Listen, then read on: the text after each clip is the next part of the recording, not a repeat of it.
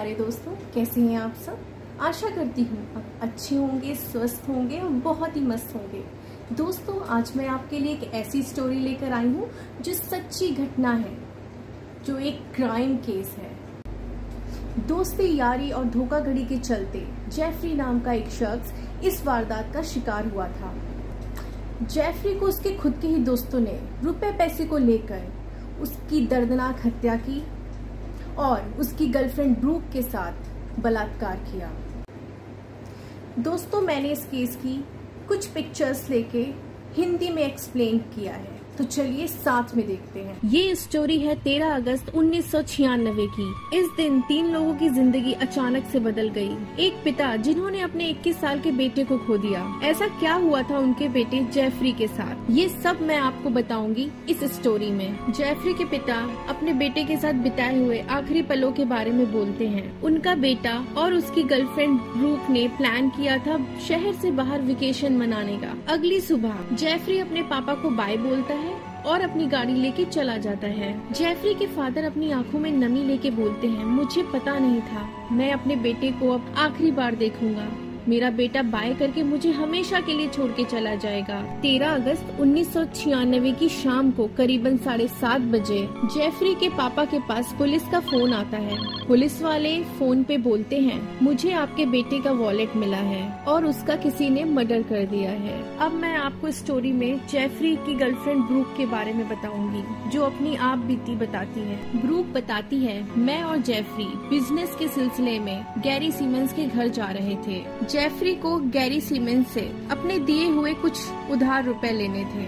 फिर ब्रूक और जेरी दोनों गैरी सीमेंस के घर के बाहर पहुंचकर देखते हैं गैरी सीमेंस अंधेरे में घर के बाहर सीढ़ियों पर बैठा हुआ था। ब्रूक बताती है, रात के समय आसपास के जितने घर थे वहाँ सब घरों में लाइट जल रही थी, लेकिन गैरी सीमेंस के घर में एक भी लाइट नहीं जल रही थी। उसका पूरा घर अंधेरे में था।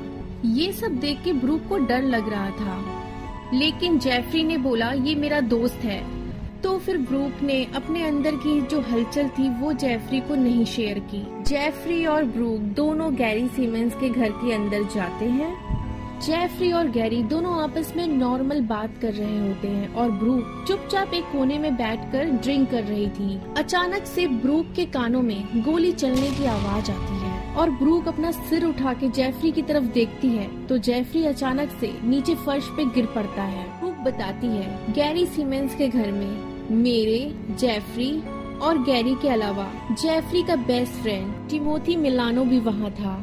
और ये बात ब्रूक और जेफरी को पता नहीं थी कि टिमोथी मिलानो भी वहाँ है। फिर गैरी ब्रूक को पकड़कर एक कमरे में ले जाता है और ब्रूक के हाथ बांधकर उसको एक लोहे के बक्से में बंद कर देता है। थोड़ी देर बाद गैरी सीमेंस फिर से रूम में आता है, बक्से को खोलता है, ब्रूक को निकालकर उसके साथ रेप करता है और फिर से ब्रूक को बक्से के अंदर बंद कर देता है। ब्रूक अपने उस टाइम की फीलिंग्स को बताते हुए बोलती है कि मैं बहुत डरी हुई थी, मुझे नहीं पता था कि गैरी मेरे साथ और क्या क्या करने वाला है। बस दिमाग में एक ही बात चल रही थी, क्या मैं कल का सूरज देख पाऊंगी या नहीं।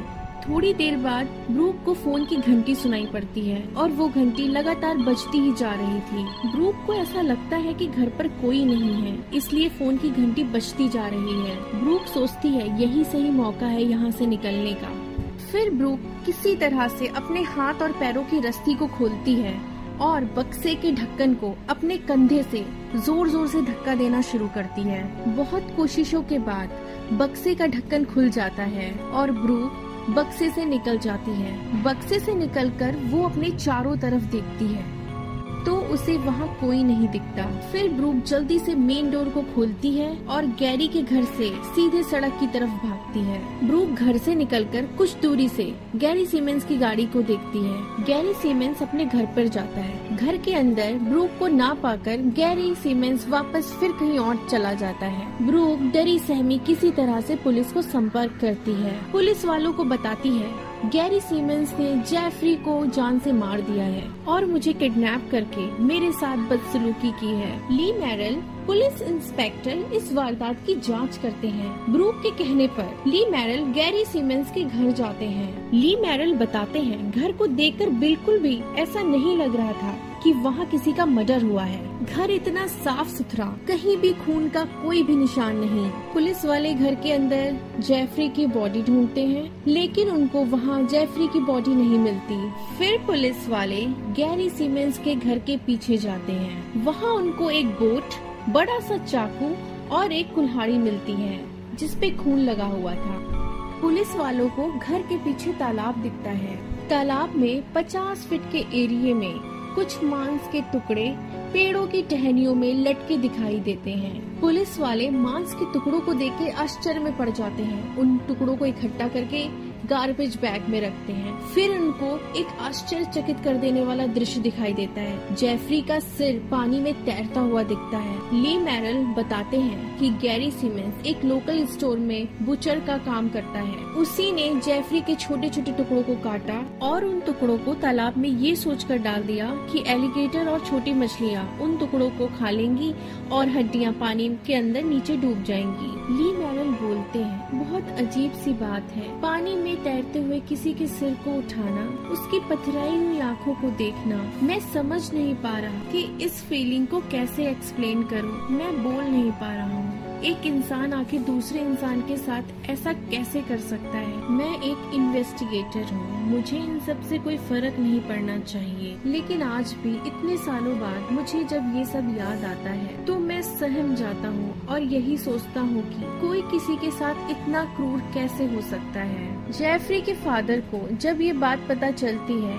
कि उनके बेटे के खूनी ने 88 टुकड़े करके तालाब में डाल दिए हैं, तो जेफरी के फादर भावुक होकर बोलते हैं, मेरे बेटे का वजन 80 किलो था, पुलिस वालों को केवल 53 किलो ही मिला। मेरे बेटे के शरीर का बाकी हिस्सा एलिगेटर खा गए। मेरा बेटा केवल 21 साल का ही था। वो बहुत ही प्यारा जिंदा दिल इंसान था। मैंने कभी नहीं सोचा था ऐसा भी होगा उसके साथ। वहीं दूसरी तरफ ली मैरल इन्वेस्टिगेटर अपनी पूरी ताकत लगा देते हैं उस अपराधी गैरी सीमेंस को ढूंढने में। फिर 24 घंटे के अंदर गैरी सीमेंस का पुलिस वालों के पास खुद से फोन आता है। पुलिस वाले गैरी सीमेंस को गिरफ्तार करते हैं। गैरी सीमेंस पुलिस वालों के सामने अपना गुनाह कबूल करता है।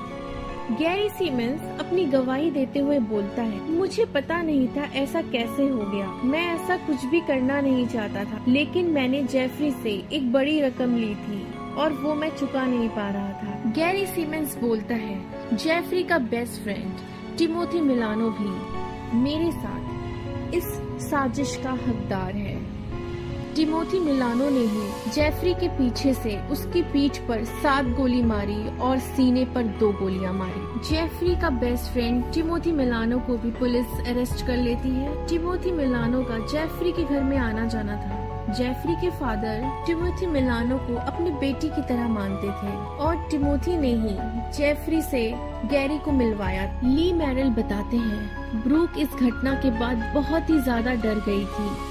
वो कोर्ट में उन दरिंदों के सामने आने से कतरा रही थी, लेकिन वो उस वारदात की एक अकेली गवाह थी। उसकी गवाही से गैरी और टिमोथी को सजा मिलती। बहुत ज्यादा हिम्मत करके ब्रूक कोर्ट में गवाही देने आई। पूरी वारदात जानने के बाद कोर्ट ने टिमोथी मिलानो को बिना बेल के आजीवन कारावास की सजा दी और गैरी सीमेंस को फांसी की सजा दी। जेफरी के माता पिता को कानून से न्याय तो मिला, लेकिन उनका बेटा हमेशा के लिए उनसे बहुत ही दूर चला गया। ये घटना सच में किसी भी माँ बाप के लिए बहुत ही ज्यादा दर्दनाक है, जिसको शब्दों में नहीं बयां किया जा सकता। हर माँ बाप के लिए उसका बच्चा अमूल्य होता है। बच्चे की किसी भी तरह से हुई मृत्यु उसके माँ बाप के लिए बहुत ही दुखद घटना होती है।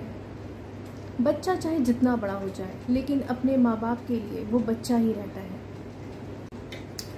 हर माँ बाप की जिम्मेदारी होती है ये जानने की कि उनका बच्चा किसके साथ उठता बैठता है, उसके दोस्त कैसे हैं, वो किस प्रकार का काम करता है।